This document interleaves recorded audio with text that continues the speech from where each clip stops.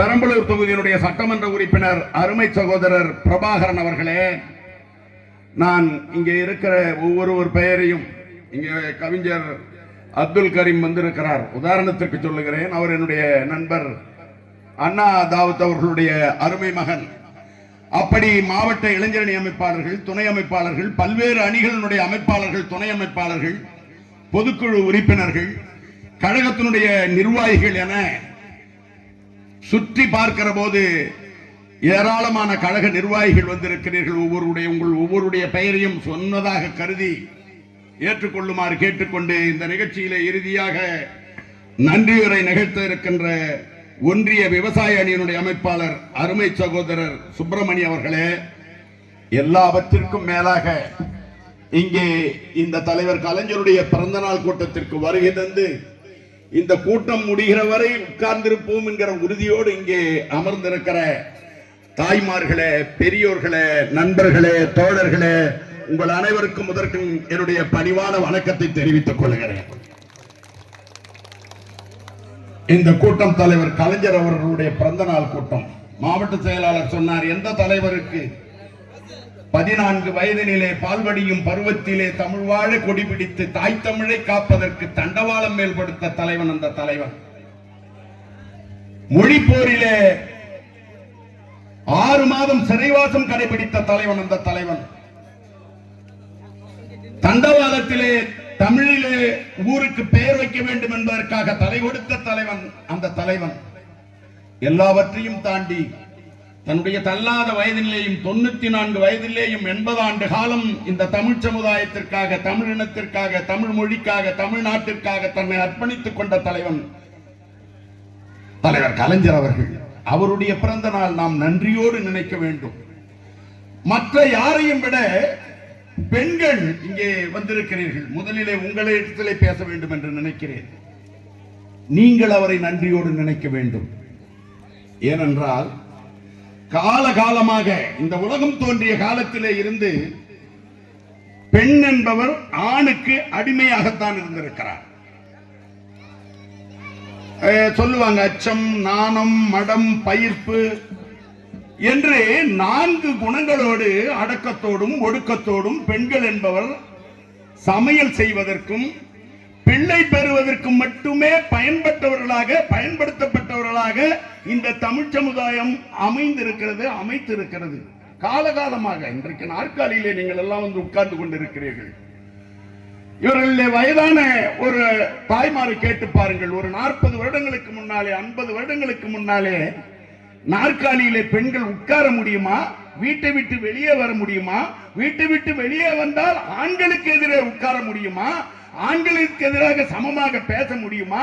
அல்லது ஆண்கள் போட்டு பேசிக் கொண்டிருக்கிற கூட்டத்தில் நீங்கள் உட்கார்ந்து கேட்க முடியுமா என்றால், ஒரு 40-50 ஆண்டுகளுக்கு முன்னாலே எல்லாம் பெண்கள் இப்படி வெளியே கூட வர முடியாத ஒரு சூழ்நிலை இருந்தது. நம்முடைய புராணங்களும் இதிகாசங்களும் கதைகளும் கட்டுரைகளும் கூட பெண் என்பவள் அடிமை, அவள் படிக்க கூடாது. என்னன்னா, ஒரு அதிகபட்சம் ஒரு 5வது வரைக்கும் படிக்க வச்சுட்டு இனிமேல் படிக்க கூடாது. வயசு குறைவ பொண்ணுங்க வீட்டை விட்டு வெளியே போக கூடாது. 5 வயசுல கல்யாணம், 10 வயசுல. இப்ப உங்களுக்கு தெரியல, இப்ப அரசாங்கம் ஒரு சட்டம் போட்டு விட்டது, 18 வயதுக்கு மேல் இருந்தால்தான் திருமணம். ஆண் என்றால் 21 வயதுக்கு மேல் இருந்தால்தான் திருமணம் என்கிற அரசாங்கம் போட்ட சட்டத்தின் காரணமாக இன்றைக்கு திருமணங்கள் எல்லாம் பால்ய வயதிலே, சின்ன வயதிலே செய்யக்கூடாது என்று இருந்ததை தவிர, ஒரு 70-80 வருடங்களுக்கு முன்னாலே 5 வயதிலே 10 வயதிலே பெண்கள் திருமணம் செய்து வைக்கப்பட்டார்கள். 10 வயது பெண் 40 வயது கிழவனுக்கு திருமணம் செய்து வைக்கப்பட்டாள். இளம் வயதிலேயே அவள் விதவையாகிவிட்டாள், கணவனை இழந்து விட்டாள். அவள் கடைசி வரைக்கும் விதவையாகத்தான் இருக்க வேண்டும், அவளுக்கு மறுமணம் செய்யக்கூடாது. ஏன் இங்கே சொன்னாரு சட்டமன்ற உறுப்பினரும் மாவட்ட செயலாளரும் சொல்லுகிற போது, பெண்களுக்கு சொத்துரிமையை கொடுத்தது தலைவர் கலைஞர். உங்களுக்கு சொத்துரிமை கிடையாது. திருமணம் செய்து கொண்டு போனால் அவ்வளவுதான்.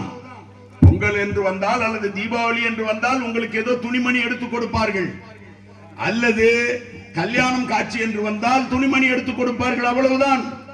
தாய் வீட்டிலே உங்களுக்கு எந்த உரிமையும் இல்லாதிருந்தது. ஆனால் இன்றைக்கு இந்த உரிமையை கொடுத்தது திராவிட முன்னேற்ற கழகம். ஏன் பெண்கள் யாராவது பதவிக்கு வந்திருக்கிறார்களா, சேர்மனா இருந்திருக்கிறார்களா, கவுன்சிலரா இருந்திருக்கிறார்களா, ஊராட்சி மன்ற தலைவர்களாக இருந்திருக்கிறார்களா என்றால் 50 ஆண்டுகளுக்கு முன்னாலே பெண்கள் ஊராட்சி மன்ற தலைவர்கள் கிடையாது, சேர்மன்கள் கிடையாது, மாவட்ட ஊராட்சி தலைவர் கிடையாது, கவுன்சிலர் கிடையாது. அப்படி அடக்கி ஒடுக்கி வைக்கப்பட்டிருந்த பெண்கள். ஒரு கவிஞன் எழுதினான், சித்தின்னு ஒரு படம், அந்த படத்துல ஒரு பாட்டு, ஒரு பெண் என்பவள் பிறந்ததிலே இருந்து அவள் இறக்கிற வரை அவளுக்கு ஏற்படுகிற துன்பங்களை எல்லாம் கவிஞர் கண்ணதாசன் பாடலாக எழுதினார். காலம் மீது கண்ணுறங்கும் மகளே, காலம் இதை தவறவிட்டால் தூக்கம் இல்லை மகளே. சின்ன குழந்தையாய் இருக்கிற பெண்ணாக பிறந்து விட்ட அந்த குழந்தையை பார்த்து அந்த தாய் பாடுகிறாள், அம்மா இந்த சமுதாயத்திலே பெண்ணாக பிறந்து விட்டாலே தூங்கவே முடியாது. இதுதான் காலம். இந்த சின்ன வயசுலயே நீ தூங்கிடு, அதுக்கப்புறம் உன்னை தூங்க விடாது இந்த சமூகம். 4 வயது ஆன பின்னே பள்ளி விளையாடல், நாள் முழுதும் பாடச் சொல்லும் தெல்லு தமிழ் பாடல். 2 வயது வந்தால் கண்ணுறக்கம் இல்லை அடி சொல்லுவான். அப்பனும் அம்மாவை சொல்லுவாங்க, ஐயோ மடியில நெருப்ப வச்சு கட்டிங்கிற பொண்ணா பிறந்துட்டா மடியில நெருப்ப வச்சு கட்டிங்கிறன்னு தாய் தகப்பன் சொல்லுவாங்க. 2 வயது வந்தால் கண்ணுறக்கம் இல்லையடி, 7 வயதிலும் போராட சொல்லுமடி என்று சொல்லி அவன் சொல்லுவான். மாலையிட்ட தலைவன் வந்து சேலை தோறும் போதும் மங்கையரின் தேன் நிலவில் கண்ணுறக்கம் ஏது என வேலை. அந்த பெண் அடிமை. 2 திங்களிலும் பிள்ளை பெறும் போதும் பிள்ளையை நாங்க ஆண்கள் பெறுவதில்லை, நீங்கள் தான் 10 மாதம் சுமந்து அந்த குழந்தையை பெற்று சொல்லுவார்கள். அந்த முதல் மாதத்திலே இருந்து 10 மாதம் வரை நீங்கள் அந்த குழந்தையை சுமக்குகின்ற போது படுகிற பாடு, அதையும் கவிஞன் எழுதினான். இப்படி அன்னை வயது வந்த பின்பும் கண்ணுறக்கம் போய்விடும்.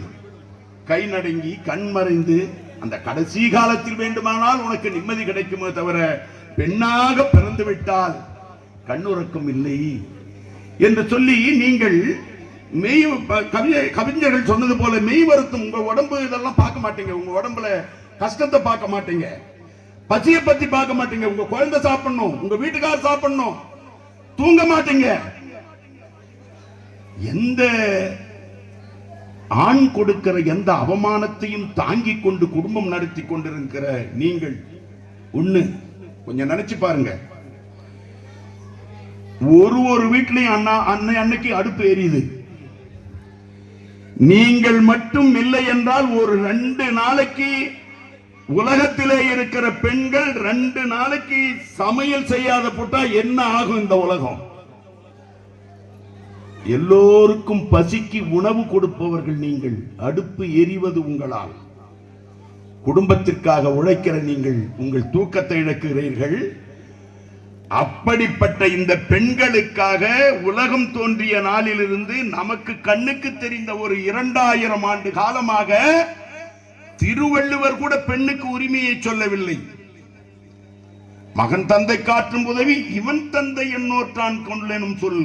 மகன் தந்தைக்கு செய்கிற உதவி என்னன்னா, இவனை பெற்றதுக்கு இவனா பெத்தான், அவங்க அம்மா பெத்தாங்க. ஆனா திருவள்ளுவர் என்ன சொல்றாரு? இவனை பெற்றதற்கு இந்த தந்தை என்ன தவம் செய்தாரோ என்று தகப்பனைத்தான் திருவள்ளுவரே, நாம் போற்றுகிற திருவள்ளுவரே தகப்பனைத்தான் முன்னிறுத்தினார், தாயை முன்னிறுத்தவில்லை.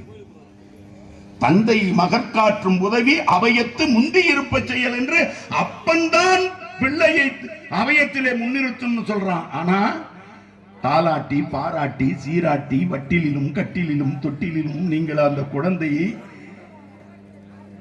பள்ளிக்கு போக வைத்து அவனுக்கு வயிற்றுக்கு சாப்பாடு கொடுத்து அவனை ஒழுங்காக நடத்துகிற உங்களுடைய பெயரை திருவள்ளுவர் சொல்லவில்லை. இப்படி 2000 ஆண்டு காலமாக பெண்கள் அடிமைப்பட்டு கிடந்தார்கள். அடிமைப்பட்டு கிடந்த அந்த பெண்களுக்காக போராடியவன் முதலாக தந்தை பெரியார் ஈவே ராமசாமி. பெரியார் பெண்ணுரிமைக்காக புரிவிகளுக்காக போராடினார். இந்த நாட்டிலே தமிழ்நாட்டிலே இருக்கிற பெண்கள் படிக்க வேண்டும், அவர்கள் படித்து வாழ்க்கையிலே முன்னேற வேண்டும், அவர்கள் விரும்புகிறவர்களை திருமணம் செய்வதற்கு நாம் ஆதரவு கொடுக்க வேண்டும். ஒரு பெண் சின்ன வயதிலே விதவையாகிவிட்டால் அவளுக்கு மறுமணம் செய்ய வேண்டும். ஏன்னா விதவை ஆயிட்டாலே அவ வெளியே வர முடியாது. தப்பித்தவறி வெளியே வந்தா கம்நாட்டி வெளியே வந்துட்டா, அறுத்துட்டவ வெளியே வந்துட்டா, அவ எதிர வந்துட்டாயா, திரும்பி வீட்டுக்கு போலான்டான்னு போவான்.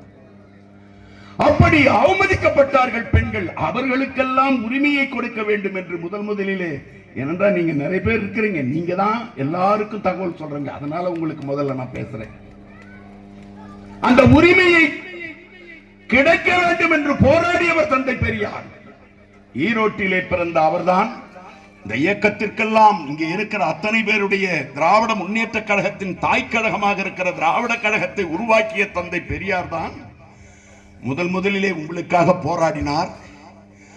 அவர் போராடியதனுடைய விளைவாகத்தான் அவருடைய மகனாக, அவருடைய வாரிசாக அல்லது அவருடைய வழியாக வந்த பேரறிஞர் அண்ணா உங்களுக்காக எழுதினார், போராடினார், பேசினார். அவரை தொடர்ந்து தலைவர் கலைஞர் வந்தார். இங்கே சொன்னார்களே எத்தனையோ, அப்பன் சொத்திலே பெண்ணுக்கு உரிமை இல்லாததை இல்லை, பெண்ணுக்கும் உரிமை உண்டு, அவளும் ஒரே தாயின் வயிற்றில் பிறந்தவள் தான், பெண்ணாக பிறந்து விட்டதால் அந்த சொத்திலே உரிமை இல்லையா என்று சொல்லி உரிமையை கொண்டு வந்த தலைவன் இன்றைக்கு நாம் பிறந்த நாள் கொண்டாடி கொண்டிருக்கிறோம். அந்த தலைவன் உங்களுக்கு சொத்திலே உரிமையை கொடுத்த தலைவன். அந்த தலைவன் சொன்னார், எம்எல்ஏ சொல்லுகிற போது, மகளிர் சுய உதவி குழுவிலே இங்கே உறுப்பினர்கள் இல்லாதவர்கள் யாருமே இல்லாமல் இருக்க மாட்டீர்கள். ஒரு காலத்தில் பேங்க்ல உங்களுக்கு அக்கவுண்ட் உண்டா? யாருக்காவது பேங்க் பாஸ் புத்தகம்னா என்னன்னு ஒரு 30 வருஷத்துக்கு முன்ன யாருக்காவது தெரியுமா? இல்ல, நம்ம ஆம்பளையா இருக்கிறவன், ஆணாக இருக்கிறவன், குடும்ப தலைவனாக இருக்கிறவன் பொண்டாட்டி பேர்ல என்னைக்காவது அக்கவுண்ட் ஆரம்பிச்சது உண்டா? பாஸ் புத்தகம், செக் புத்தகம், சலானு, இத பத்தி எல்லாம் பெண்ணுக்கு தெரியுமா? ஆனால் தலைவர் கலைஞர் முதலாக சொன்னாரே, தர்மபுரியில மகளிர் சுய உதவி குழு என்கிற அந்த தர்மபுரியிலே மாரியம்மன் மகளிர் மன்றம் என்று ஒரு மன்றம் இருந்தது. அந்த மன்றத்தை அப்படியே மகளிர் சுய உதவி குழுவாக்கி தமிழ்நாடு எங்கும் இன்றைக்கு மகளிர் சுய உதவி குழுக்கள் இல்லாத ஊர்களே இல்லை, அதனால் பலனடையாத பெண்களே இல்லை என்று சொல்லுகிற அளவுக்கு மகளிர் சுய உதவி குழுவை கொண்டு வந்தவர். உங்களை உங்கள் கால்களிலே நீங்க நிற்க வேண்டும், உங்கள் பெயரிலே பாஸ்புக் இருக்கணும், நீங்க செக் போட்டு பணம் எடுக்கணும் என்ற அந்த உரிமையை கொடுத்த தலைவன் தலைவர் கலைஞர். அதுக்கு முன்ன எத்தனையோ முதலமைச்சர்கள், நாம காமராஜர் இருந்தார், மதிய உணவு திட்டம் கொண்டு வந்தார், பக்தவச்சலம் இருந்தார், மாணவர்கள் எல்லாம் அடிச்சு கொண்டார், குமாரசாமி ராஜா இருந்தார், ஓமந்தூர் ராமசாமி ரெட்டியார் இருந்தார், இப்படி நிறைய முதலமைச்சர்கள் இருந்ததாக சொல்லி எம்ஜிஆர் கூட இருந்தார். சத்துணவு கொண்டாந்தார் சொன்னாங்க. அப்ப சொன்னாரு, சத்துணவு கொண்டு வந்தார், ஆனால் அது சத்தான உணவாக இருந்ததா என்பதுதான். அப்படி இத்தனை முதலமைச்சர்கள் இருந்த போது பெண்களை பற்றி நினைத்து, பெண்கள் ஒவ்வொருவரும், ஆணுக்கு எத்தனையோ தடவை நான் பார்த்திருக்கிறேன், பேங்குக்கு எதிரில் ஒரு தம்பி குழந்தைய வச்சு நின்று இருப்பான். எங்கூர் பையன் சாவல்பூண்டின்னு நான் சொன்னார். அவர் அண்ணன் மாவட்ட செயலாளர் சொன்னாரு, இவர் வந்து சாவல்பூண்டி என்கிற ஒரு கிராமத்தை சேர்ந்தவர். நான் 1986 இருந்து இப்ப முடிஞ்ச வரைக்கும் நான் சாவல்பூண்டி ஊராட்சி மன்ற தலைவராக கிட்டத்தட்ட 38 வருஷம் நான் தலைவராக இருந்தவன், ஊராட்சி மன்ற தலைவராக இருந்தவன். நம்ம நல்ல தம்பி அண்ணன் சொன்னார், இப்போ மேடையில வந்து வந்திருக்கிற ஊராட்சி செயலாளர்கள், கிளை செயலாளர்கள், தயவு செய்து நீங்க வந்து நாளை காலையில பெரம்பலூர் மண்டபத்துக்கு வந்துருங்கன்னு. எத்தனை கிளை கழகண்ணே? 20. இப்ப இருக்கிற உங்களுக்கு இது சொல்றாங்க ஊராட்சிகள் 13 ஊராட்சி கிளைக்கழக செயலாளர் இருக்கு. சாரி, அதுல 73 ஊராட்சி கிளைக்கழக செயலாளர் இருக்கு. இப்படி அறிவிக்கிறார், நான் 69 ஊராட்சி 193 ஊராட்சி கிளையினுடைய ஒன்றிய செயலாளராக 4 முறை இருந்தவன். நான் மாவட்ட கழகத்தினுடைய துணை செயலாளராக இருந்தவன். திருவண்ணாமலை மாவட்ட திராவிட முன்னேற்ற கழகத்தையே நான் தான். ஏன்னா யாரெல்லாம் மாவட்ட செயலாளராக வர்றாங்களோ அவங்க மந்திரி ஆயிடுவாங்க, எம்எல்ஏ ஆயிடுவாங்க, அவங்க சென்னையில் அவங்க வேலையை பார்ப்பாங்க. ஆனால் மாவட்ட கழகத்தின் பணியை பார்த்தவன் நான். எதற்காக சொல்றேன்னா, அப்போ அந்த பையன் பேங்குக்கு முன்னால குழந்தைய வச்சுக்கின்னு இருந்தான். தம்பி இங்க வா, என்ன சாவல்பூண்டில இருந்து வந்து இங்க நிக்கிறியே? நான் அந்த பேங்கை பத்தி பார்க்கல, இவன் இங்க நிக்கிற, ஏன்டா அங்க நிக்கிறேன்னு. எங்க வீட்டுக்காரம்மா போயிருக்கிறாங்க. எங்கடா போயிருக்கிறாங்க? பேங்குக்கு போயிருக்கு. என்னடா விஷயம்? செக் பணம் எடுத்தார போயிருக்கிறாங்க. காலகாலமாக பேங்குக்கு யாரா போவான்னா ஆம்பளை போவான். ஆனால் ஒரு பெண்ணை வங்கிக்கு போய் செக்கில பணம் போட்டு பணத்தை எடுக்க வைத்த தலைவன் கலைஞர். அவருக்கு தான் இன்னைக்கு பிறந்த நாள் விழா கொண்டாடுறோம். போலீஸ் வேலை, பெண்கள் போலீஸ் வேலைக்கு போனதே இல்லை. தலைவர் கலைஞர் காலத்திலே தான் மகளிர் போலீஸ் ஆக வேண்டும் என்று சொன்னார். நான் முன்னே சொன்ன மாதிரி சேர்மன், பொம்பளை சேர்மன் இருந்தது கிடையாது, கவுன்சிலர் இருந்தது கிடையாது, உள்ளாட்சியில் தலைவர்கள் பெண்கள் இருந்தது கிடையாது. எவ்வளவு வசதியான குடும்பம், ரெட்டியார் வீடு இருக்கும், பெரிய வசதியான ரெட்டியார் குடும்பம் இருக்கும், பெரிய வசதியான உடையார் குடும்பம் இருக்கும், வன்னியர் குடும்பம் இருக்கும், முதலியார் குடும்பம் இருக்கும். அந்த வீட்டு பெண்கள் தலைவராக முடியாது. ஆனால் இன்றைக்கு தாழ்த்தப்பட்ட, பிற்படுத்தப்பட்ட, ஏன் மலைவாழ் ஜாதியை சேர்ந்தவர்கள் கூட பெண்கள் ஊராட்சி மன்ற தலைவராக ஆக வேண்டும் என்று ஆக்கி வைத்த தலைவன் கலைஞர். அவ்வளவு ஏங்க. ஒரு காலத்தில் டிவின்னாக்கா பணக்காரவங்க வசதியா அவங்க வீட்டுல இருக்கும். டிவி என்பதே கனவாக இருந்தது. நானெல்லாம் ஒரு 25 வருஷத்துக்கு முன்னால டிவி வருகிற போது எங்க ஊர்ல வசதியானவங்க வீட்டுல போய் டிவி நின்று பார்ப்பேன். டிவி என்பதெல்லாம் கனவாக இருந்தது. ஆனால் இந்த தலைவன் தான் வந்தான். அந்த கலைஞர் டிவி இன்னும் ஓடுது இல்ல? கலைஞர் டிவி இன்னும் உங்க வீட்டுகள் இருக்குது இல்ல? இருக்குது. எல்லாரும் டிவி பார்க்கணும், எல்லாரும் இந்த உலகத்தை தெரிஞ்சுக்கணும், எல்லாரும் சினிமா பார்க்கணும். யான் பெற்ற இன்பம் இவ்வையம் பெற வேண்டும் என்று சொன்னானே, அப்படி நாங்கள் பெறுகிற வசதி, வாய்ப்பு, மகிழ்ச்சி எல்லாம் மலைவாசிகளாக இருக்கிற அல்லது மலையடிப்பட்டியில இருக்கிற அல்லது தாழ்த்தப்பட்டவர்களாக இருக்கிற, பிற்படுத்தப்பட்டவர்களாக இருக்கிற, ஆதி பழங்குடி வகுப்பினராக இருக்கிறவர்கள் கூட அனுபவிக்க வேண்டும் என்று கோட்டையிலே உட்கார்ந்து கொண்டு சிந்தித்த தலைவன் கலைஞர். கோயில் தர்மகர்த்தா என்னைக்காவது பொம்பளைங்க லேடிஸ் இருந்ததுண்டாங்க, பெண்கள் இருந்ததுண்டா? தலைவர் கலைஞர் காலத்திலே தான் கோயில் தர்மகர்த்தா கூட ஒரு பெண் கட்டாயம் இருக்கணும்னு ஆர்டர் போட்டார், சட்டம் போட்டார். சத்துணவுல பெண்கள் மட்டும்தான் வேலை செய்யணும். என்ன, ஒரு குழந்தையினுடைய பசியை, ஒரு குழந்தையினுடைய பசிக்கிற குழந்தையினுடைய உண்மையான அந்த பசியினுடைய அருமையை தெரிந்தவள், அவன் எவ்வளவு சாப்பிடுவான், எப்படி சாப்பிடுவான், எந்த சுவையோடு சாப்பிடுவான் என்கிற உண்மையை, அருமையை தெரிந்தவள் ஒரு தாய். தாயாக இருக்கிற பெண்ணால் தான் அது முடியும் என்பதற்காகத்தான் சத்துணவுல பெண்கள் தான் வேலை செய்யணும்னு சத்துணவுல பெண்களை மட்டுமே வேலை செய்ய வைத்தார். விதவை பெண்களுக்கு திருமண நிதி உதவியை கொடுத்தார். ஆதரவற்ற பெண்களுடைய மகள்கள் கல்யாணம் பண்ணணும்னா அவங்களுக்கு ஹெல்ப் பண்ணார். கலப்பு கல்யாணம் பண்ணணும் பண்ணிக்கிறாங்களா, அவங்களுக்கு உதவி பண்ணணும்னார். இன்னைக்கு சொன்னாங்க இவங்க மாவட்ட செயலாளரும் எம்எல்ஏவும் ஒன்றிய செயலாளரும் சொன்னாங்க, இந்த ஆட்சியில புதுமை பெண் திட்டம், காலை உணவு திட்டம், மகளிர் உரிமை தொகை திட்டம், விடியல் பயணம் திட்டம், இதெல்லாம் இந்த மாதிரி திட்டங்கள் இதற்கு முன்னே ஆட்சிகள் இருந்தது. காலகாலமாக 1947க்கு பிறகு காங்கிரஸ் ஆட்சி வந்தது. காங்கிரஸ் ஆட்சி பிறகு திராவிட முன்னேற்ற கழகம், அதற்கு பிறகு அதிமுக, அதற்கு பிறகு எந்த இயக்கமும் ஏழைகளை, பெண்களை, பிற்படுத்தப்பட்டவர்களை, தாழ்த்தப்பட்டவர்களை, மலையில இருக்கிறவர்களை நினைத்து பார்த்ததில்லை. ஆனால் தலைவர் கலைஞர் நினைத்தார். கர்ப்பிணி பெண், ஒரு பெண் அவங்க தாய் வீட்டில் தான் அந்த வளைகாப்பு சமயத்தில் கூட்டும் போய் வலையில போட்டு அவங்களுக்கு அந்த எலுமிச்சை சாதம், புளி சாதம், எல்லா சாதமும் கொடுத்து இது பண்ணி அனுப்புவாங்க. ஆனால் இந்த தலைவர் ஒரு மாதம் 1000 ரூபாய் கொடுத்தார் அந்த கர்ப்பிணி பெண்களுக்கு. விதவைகளாக இருந்தால், கணவனால் கைவிடப்பட்டவர்களாக இருந்தால், ஒரு காலத்திலே பராசக்தியிலே வசனம் எழுதினார், அறுத்து விட்டவளுக்கு என்னடா ஆதரவு வாழ்வுனாக்கா இட்லி கடை தான். ஆனால் அதை சிந்தித்த தலைவன் அன்றைக்கு வெறும் இட்லி கடையை சொன்னோம். இன்றைக்கு இவர்கள் வாழ்வு பெற வேண்டும் என்றால் ஒரு தையல் மிஷின் கொடுத்தா போதும். அவங்களுக்கு தையல், விதவைகளாக இருந்தால், கணவனால் கைவிடப்பட்டவர்களாக இருந்தால் அவர்களுக்கு இலவச தையல் மிஷினை கொடுத்து அந்த தையல் மிஷினை தைப்பதற்கு கூட உதவி செய்த தலைவர் தான் தலைவர் கலைஞர். இந்த விடியல் பயணம்னு சொன்னாங்களே, நானே இன்னைக்கு சாப்பிட்றதுக்கு ஒரு ஹோட்டலுக்கு போனேன். பெரம்பலூர்ல ஒரு ஹோட்டல்ல சாப்பிட போனேன்.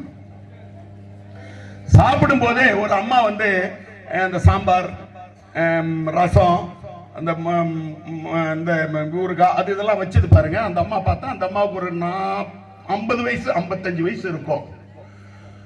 அது என்ன பார்த்துட்டு, ஏன்னா இந்த வெள்ளை சட்டை அந்த கரை வேட்டி எல்லாம் இருக்குது, இந்த பாக்கெட்டை வேற பார்த்துடுச்சு.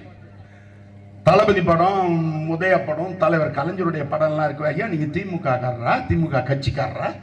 அதாவது எளிமையா பேச்சு. ஆமாம்மான்னு.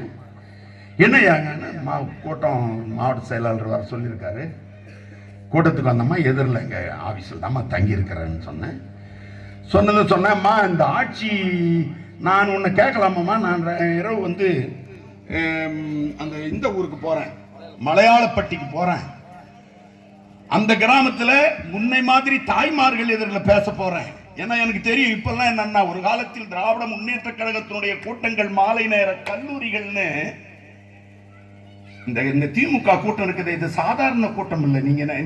நீங்க அம்மா ஒரு நான் பேசுவேன், 2 மணி நேரம் பேசுவேன். ஆனா அவ்வளவு நேரம் உங்களை காக்க வைக்க தயாரா இல்லை. ஆனா இந்த கூட்டங்கள் தாம நாங்க திமுக காரன் பேசின பேச்சு தான் ஜனங்களை போய் சேர்ந்தது.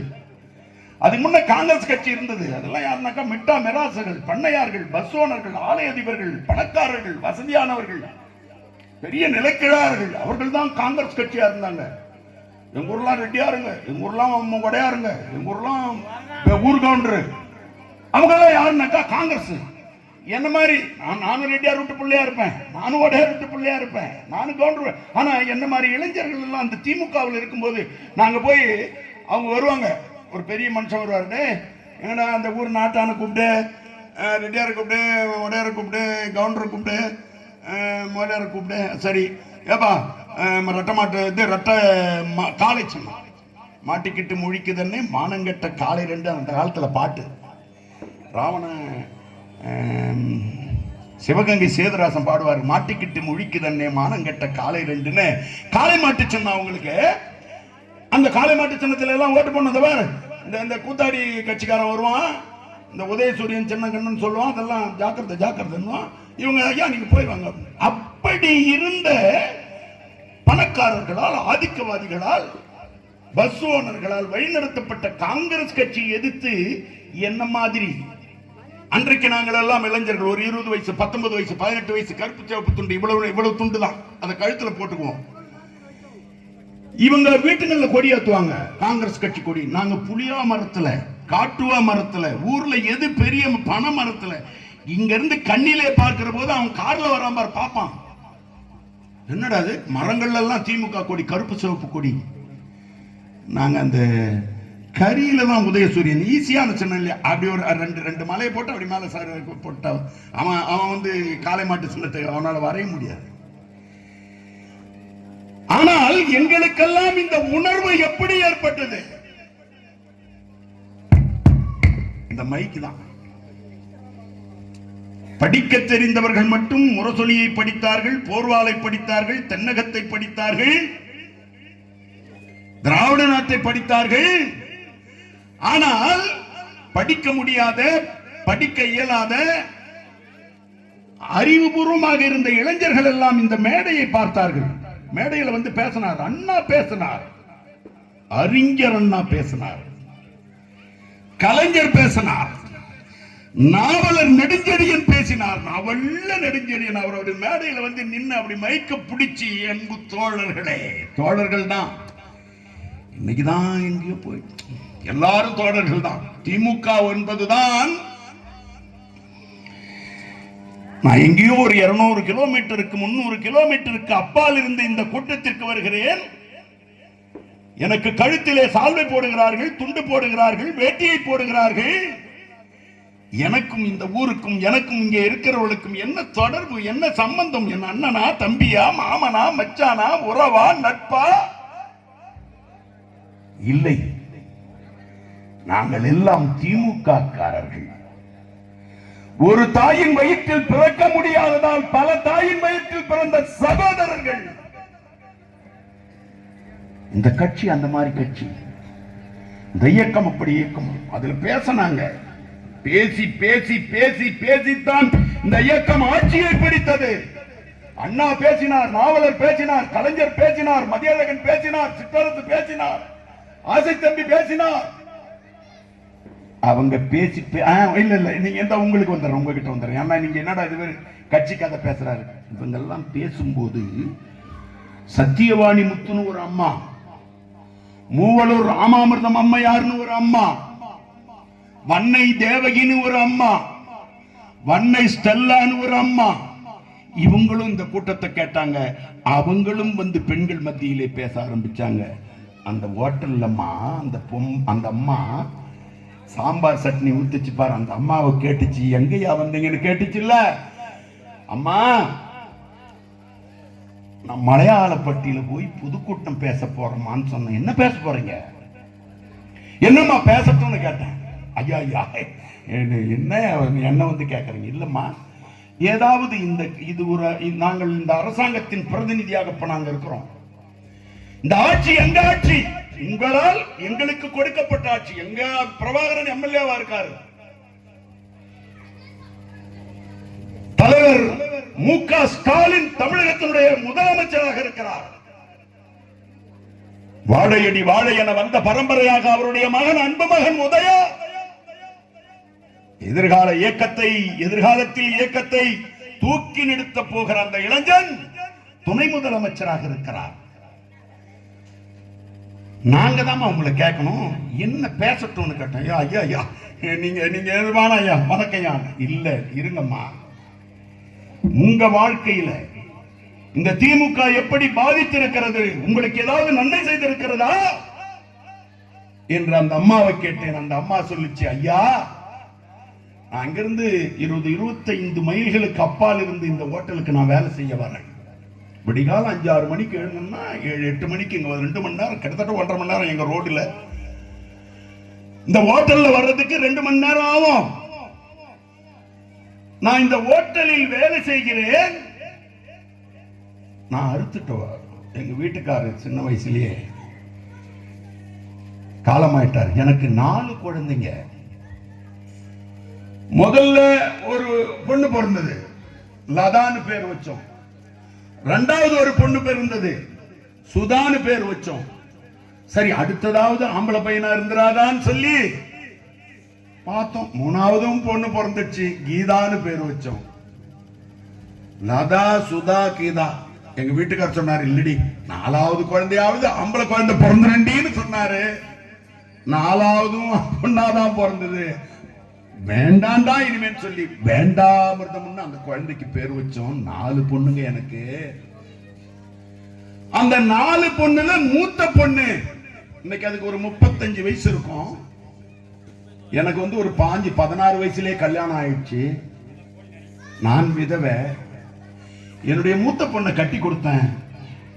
அவரு பஸ் ஆக்சிடென்ட்ல அவர் செத்துட்டாரு. ஒரு குழந்தையை விட்டுட்டு என் மூத்த பொண்ணை விதவையா விட்டுட்டு அவர் செத்துட்டாரு. அடுத்த பொண்ணு இங்க வந்து எம்எஸ்சி படிக்கிறா. இன்னொரு பொண்ணு இங்கதான் காலேஜில் பிஏ படிக்கிறா. இன்னொரு பொண்ணு ஹைஸ்கூல்ல படிக்கிறா. எனக்கு இந்த கவர்மெண்ட்ல எனக்கு வந்து விதவைகள் உதவி தொகையா 1200 ரூபாய் கொடுக்கறாங்க. டேய் பசங்க, அந்த பசங்களை கொஞ்சம் பேசாரு சொல்லு, கொஞ்சம் வீட்டுக்கு போக சொல்லுங்க. வீட்டுக்கு போங்க, வருவாங்க. இப்ப வருவாங்க, இன்னும் கொஞ்ச நேரத்தில் வந்துருவாங்க.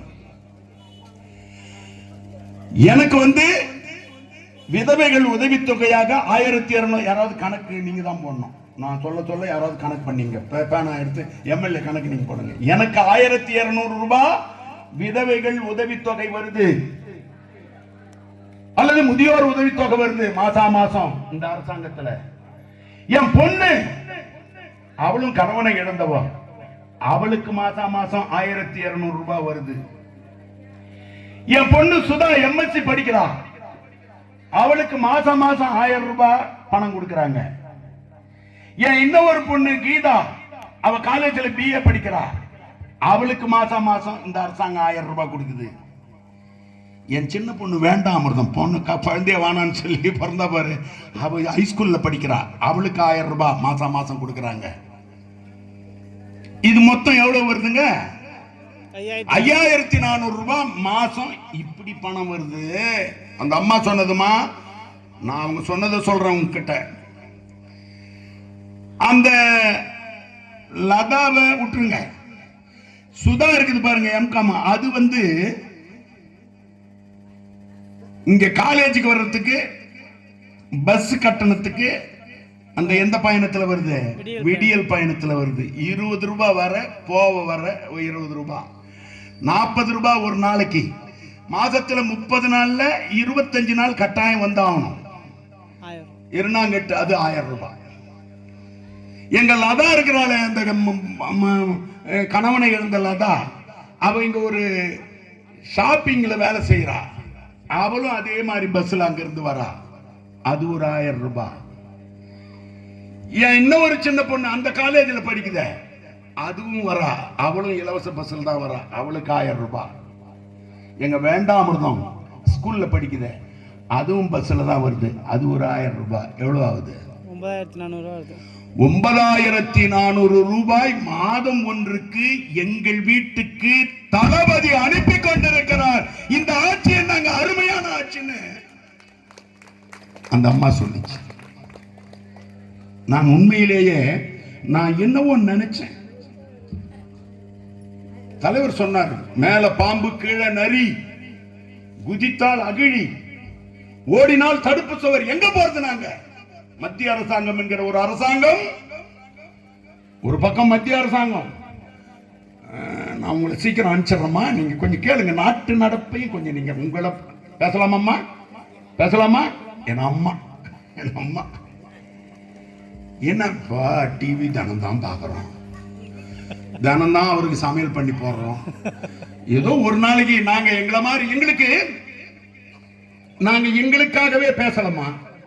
இந்த கூட்டம் என்பது பொதுக்கூட்டம் என்பது நான் முன்னையே சொன்ன பாரு, திமுகவினுடைய பொதுக்கூட்டம் மாலை நேர கல்லூரின்னு சொன்ன, மாலை நேர பள்ளிக்கூடம் கூட சொல்ல.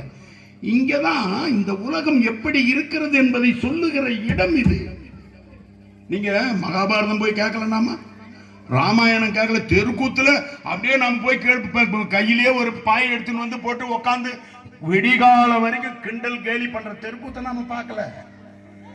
இவ்வளவு கஷ்டப்பட்டு நாற்காலி போட்டு உங்களை உட்கார வச்சிருக்கிறதுக்கு காரணம், இந்த நாட்டிற்காக உழைத்த தலைவர் கலைஞர், உங்களுக்காக உழைத்த தலைவர் கலைஞர், உழைத்துக் கொண்டிருக்கிற தளபதி மு.க. ஸ்டாலின், அவரை பின்பற்றி வாழையடி வாழை என வந்து கொண்டிருக்கிற உதயா, இவர்கள் எல்லாம் யார்? இவர்கள் எப்படி தங்களை உங்களுக்காக அர்ப்பணித்துக் கொண்டிருக்கிறார்கள்? ஒரு பக்கம் மத்திய அரசாங்கம், ஒரு பக்கம் கவர்னர், ஒரு பக்கம் நிதி நெருக்கடி, ஒரு பக்கம் எதிர்கட்சிக்காரன், எல்லாத்தையும் கடந்துதான் திராவிட மாடல் ஆட்சி என்று ஒரு ஆட்சி நடந்து கொண்டிருக்கிறது. தமிழ்நாட்டில் நாம 1 ரூபாய் கட்டினா 29 பைசா தான் மத்திய அரசாங்கம் நமக்கு கொடுக்கறான். நீங்க கஷ்டப்பட்டு வேலை செய்யறீங்க, 10 ரூபாய் நீங்க வந்து அந்த அந்த கம்பெனிக்கு கொடுக்குறீங்க, அதுல 1 ரூபாயாவது ஒழுங்கா கொடுக்கணும்ல, கொடுக்கல அவங்க. இந்தியாவிலேயே நம்பர் 1 முதலமைச்சர் நம்ம முதலமைச்சர். அப்படிப்பட்ட முதலமைச்சருக்கு தொல்லைகள் கொடுக்கிற ஒரு மத்திய அரசாங்கம் கவர்னரை வைத்துக் கொண்டு இந்த மக்களுக்கு நன்மையை செய்ய வேண்டும் என்று நினைக்கிற அற்புதமான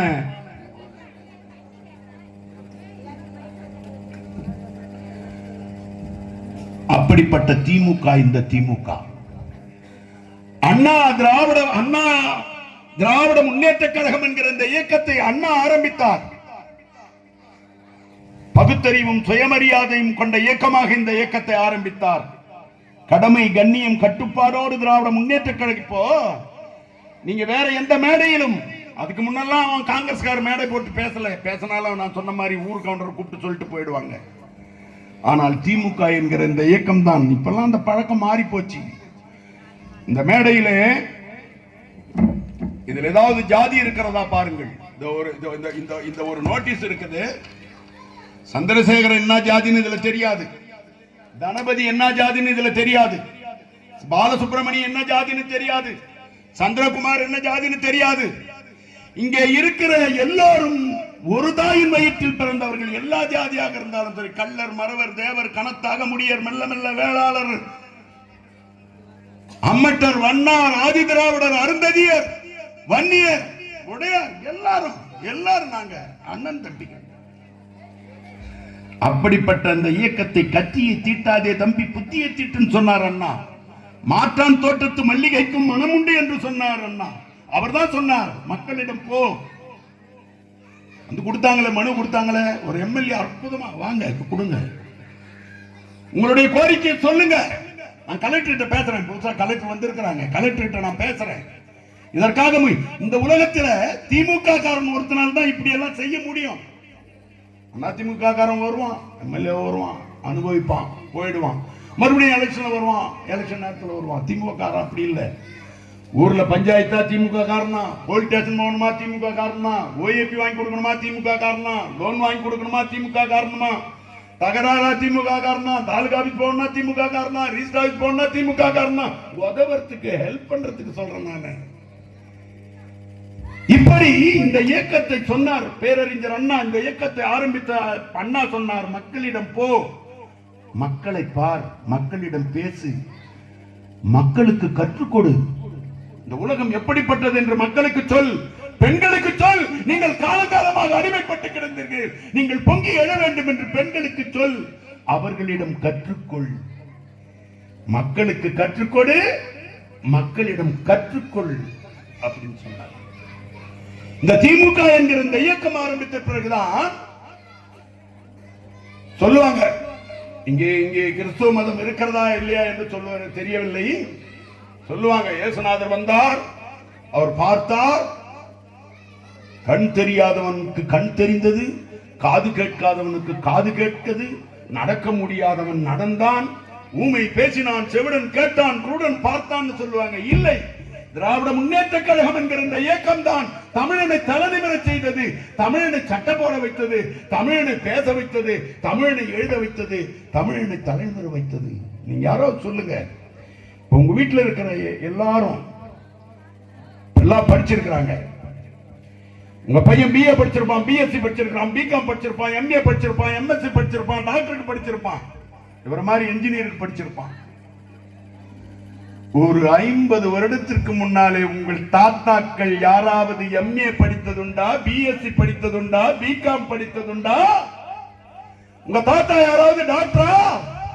உங்க தாத்தா யாராவது இன்ஜினியரா? உங்க தாத்தா யாராவது வாத்தியாரா? முடியாது. எப்படி வந்தது இந்த அதிசயம்? எப்படி நடந்தது இந்த அதிசயம்? உங்க தாத்தா கிடையாது, உங்க தாத்தாவும் கிடையாது, உங்க தாத்தாவுக்கு தாத்தாவும் கிடையாது. பேசிக் கொண்டிருக்கிற என் தாத்தாவும் படித்ததில்லை, உட்கார்ந்து கொண்டிருக்கிற இவருடைய தாத்தாவும் படித்ததில்லை, உங்கள் யாருடைய தாத்தாவும் படித்ததில்லை. ஆனால் இன்றைக்கு உங்கள் வீட்டில் இருக்கிற எல்லோரும் படித்திருக்கிறார்கள், நாட்டிலே இருக்கிற எல்லோரும் படித்திருக்கிறோம். 2000 ஆண்டு காலமாக படிக்காத நாம் இந்த நூற்றாண்டிலே மட்டும் படித்திருக்கிறோம் என்றால் அதற்கு என்ன காரணம்? யார் காரணம்? தயவு செய்து நீங்க சிந்திக்கணும். கேட்டு பாருங்க, உங்க தாத்தாவை பாட்டி கேளுங்க, யாராவது எம்ஏ படிச்சாங்களா, பிஏ படிச்சாங்களா, பிஎஸ்சி படிச்சாங்களா, பிகாம்? அம்மா சொல்லிச்ச ஹோட்டல்ல வேலை செய்யற, நான் அதை சொல்லல, துடைக்குது, அது சாம்பார் சட்னி ஊத்திட்டு அதுக்கப்புறம் அந்த டெஸ்க துடைக்குது, மேஜையை துடைக்குது. அந்த அம்மா சொல்லுது, என் பொண்ணு எம்எஸ்சி படிக்கிறா, என் பொண்ணு பிஏ படிக்கிறா, என் பொண்ணு ஹைஸ்கூல்ல படிக்கிறா. இதெல்லாம் எப்படி நடந்தது? 2000 வருஷமா இல்லையே. பெண்கள் படிக்கலையே, நம்ம வீட்டுல இருக்கிறவங்க படிக்கலையே, நாம யாருமே படிக்கலையே. ஆனா இன்னைக்கு நம்ம வீட்டுல டாக்டர் இருக்கிறானே, இன்ஜினியர் இருக்கிறானே, வாத்தியார் இருக்கிறானே, ஜட்ஜி இருக்கிறானே. எப்படி நடந்தது? நம் தாத்தா படிக்க முடியல, கொள்ளு தாத்தா படிக்க முடியல, முப்பாட்டம் படிக்கல, 2000 வருஷமா படிக்கல. இப்ப நாம படித்தோம்னா நண்பர்களே, அதற்கு காரணம் என்ன தெரியுமா? தன்னுடைய 94 வயது வரை மூத்திர சட்டியை கைகளிலே ஏந்தி, ஏன்னா இன்னைக்கு இருக்கிற வசதி அன்னைக்கு இல்ல. தந்தை பெரியார், ஈரோட்டு கிழவன் தந்தை பெரியார் வாழ்ந்த ஒரு 100 வருடங்களுக்கு முன்னாலே சிறுநீரகத்தை சரி செய்கிற மருத்துவம் இல்லை. அவருக்கு அந்த சிறுநீரகம் கெட்டு போய் ஒண்ணுக்கு சொட்டு சொட்டு சொட்டுன்னு வந்துகினே இருக்கும். அதை பக்கெட்ல டியூப் மூலமா பக்கெட்ல பிடிச்சிக்கணும். மேடை மேடை மேடை மேடை மேடையாக போய் என் தமிழன் தலைநிமிர வேண்டும், என் தமிழன் படிக்க வேண்டும், என் தமிழ் பெண்கள் படிக்க வேண்டும், என் தமிழ் பெண்கள் உலகத்தின் முதல்நிலை பெண்களாக வர வேண்டும் என்று சொல்லி மேடை மேடை மேடையாக பகுத்தறிவும் சுயமரியாதையும் பெண்ணுரிமையும் பேசி பேசி பேசி பேசி அதனால் ஏற்பட்ட மாற்றம் தான் இன்றைக்கு உங்கள் பிள்ளை படித்துக் கொண்டிருக்கிறான். நாம ஏன் படிக்கல தெரியுமா? 2000 வருஷமா ஏன் தெரியுமா படிக்கல? 2000 வருஷமா எல்லோரும் இருந்தோம், நம் தாத்தாக்கள் இருந்தார்கள். சொன்னா கடவுள் இருக்கிறாரே, கடவுள், அந்த கடவுளின் தலையிலே பிறந்தவன் பிராமணன் என்கிற பார்ப்பான். கடவுளின் தோளிலே பிறந்தவன் அரசன், இந்த நாட்டை ஆண்டு கொண்டிருந்த அரசன் கடவுளின் தோளிலே பிறந்தவன். கடவுளின் இடுப்பிலே பிறந்தவன் வியாபாரி, கடவுளின் காலிலே பிறந்தவன் சூத்திரன்.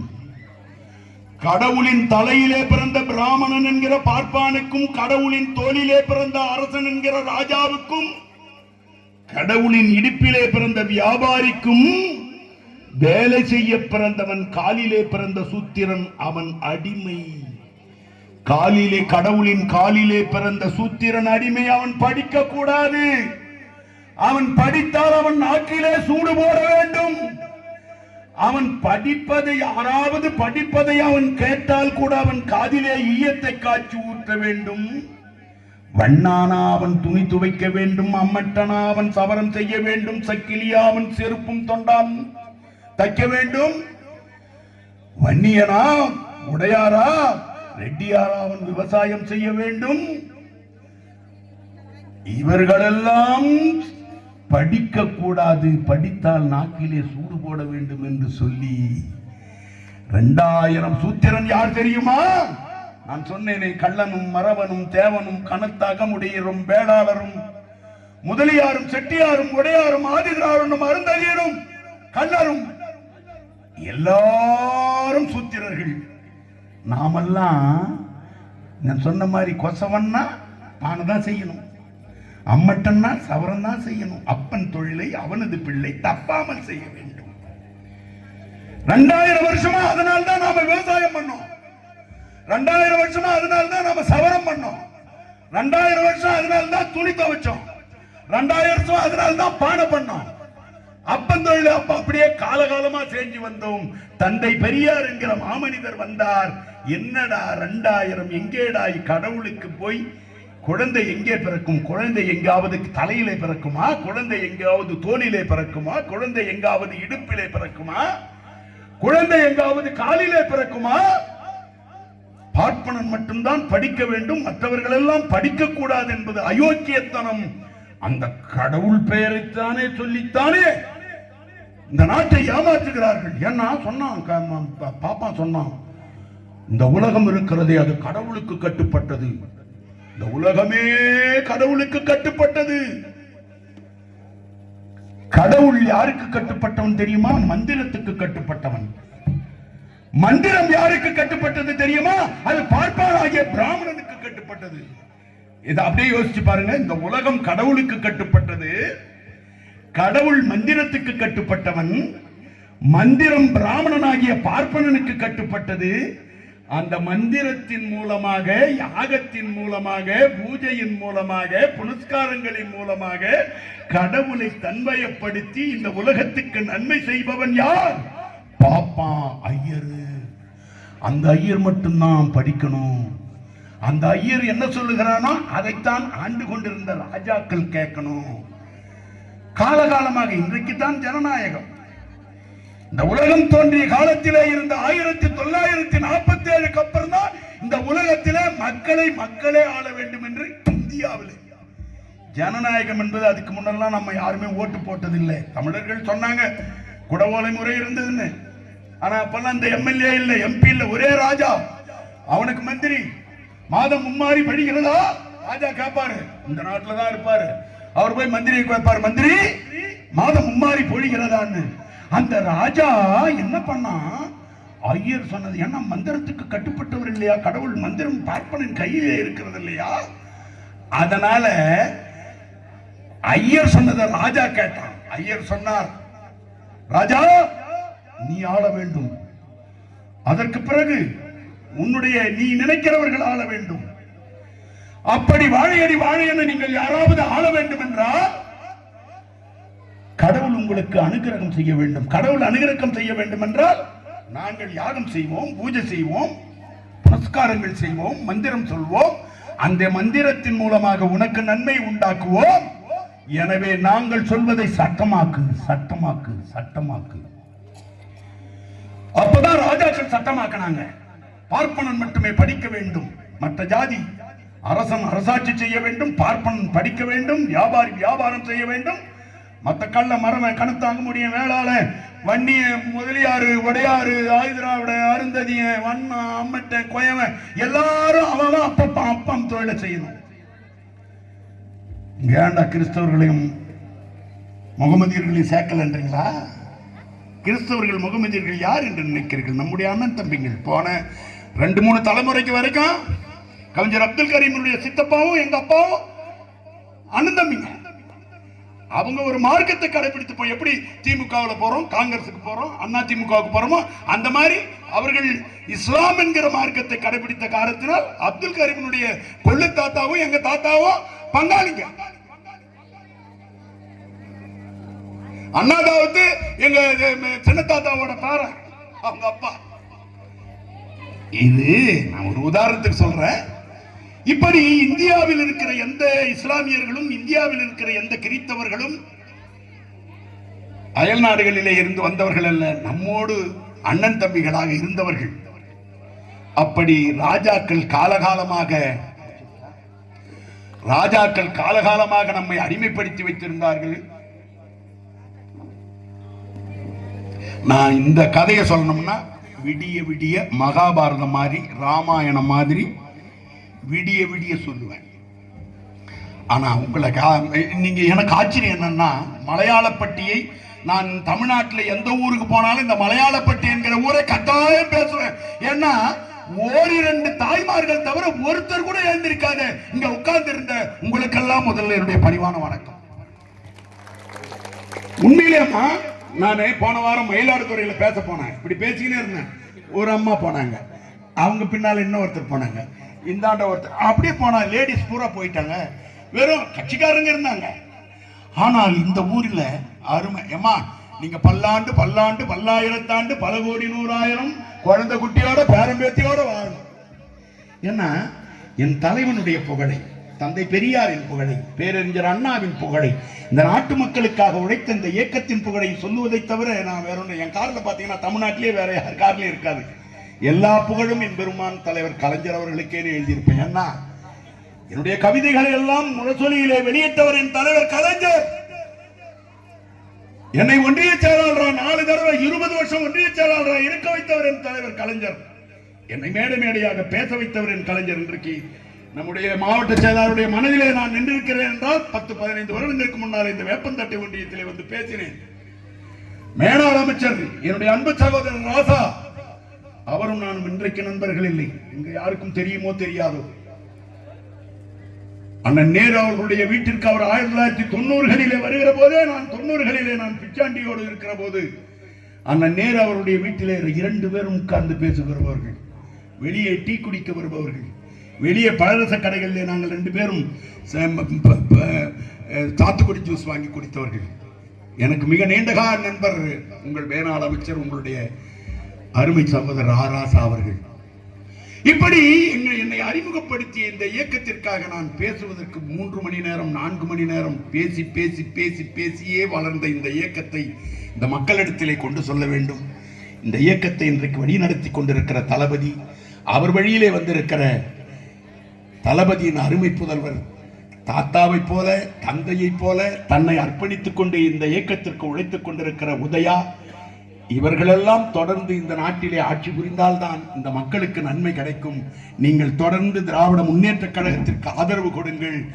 இங்கே பேசுவதற்கும் பேசிய இவ்வளவு நேரமும் உட்கார்ந்து அமைதியாக உட்கார்ந்து கேட்ட உங்களுக்கும், இந்த கூட்டத்தை மிக சிறப்பாக ஏற்பாடு செய்த இந்த ஒன்றிய கழகத்தினுடைய செயலாளர், நானே எதுக்கு இதை சொல்ல வந்தேன்னா, 69 பஞ்சாயத்துல ஒரே ஒரு ஸ்கூட்டி கூட இல்லை. இப்போ ஹீரோ மெஜஸ்டிக் வண்டியை வச்சுக்கணும் எல்லா கிளைக்கழகம் 193 கிளைக்கழகம் ஊர் போயா சொல்லு. இப்ப என்னக்கா வாட்ஸ்அப் வந்துடுச்சு, பேஸ்புக் வந்துடுச்சு, அப்படி போன் பண்ண ஐயோ இன்னும் வந்துடுச்சு.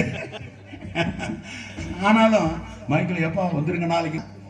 அது ஒண்ணும் இல்லை, உலகம் மிக சுருங்கி விட்டது. நீங்க இப்ப போய் வீட்டுல போய் கேட்டீங்க பாத்தீங்கன்னாக்கா அமெரிக்காவின் ஜார்ஜியா மாகாணத்திலே பட்டாசு வெடித்து 4 பேர் பாதிக்கப்பட்டார்கள் இருக்குது.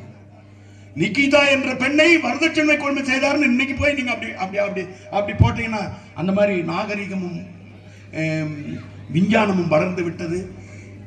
எந்த நாகரிகம் வளர்ந்தாலும் எந்த விஞ்ஞானம் வளர்ந்தாலும் இந்த பெண்கள் உயர்வுக்காக, இந்த தமிழ் சமூக உயர்வுக்காக பாடுபட்ட இயக்கம் திராவிட முன்னேற்ற கழகம். அந்த திராவிட முன்னேற்ற கழகத்திற்கு தொடர்ந்து ஆதரவு கொடுங்கள்.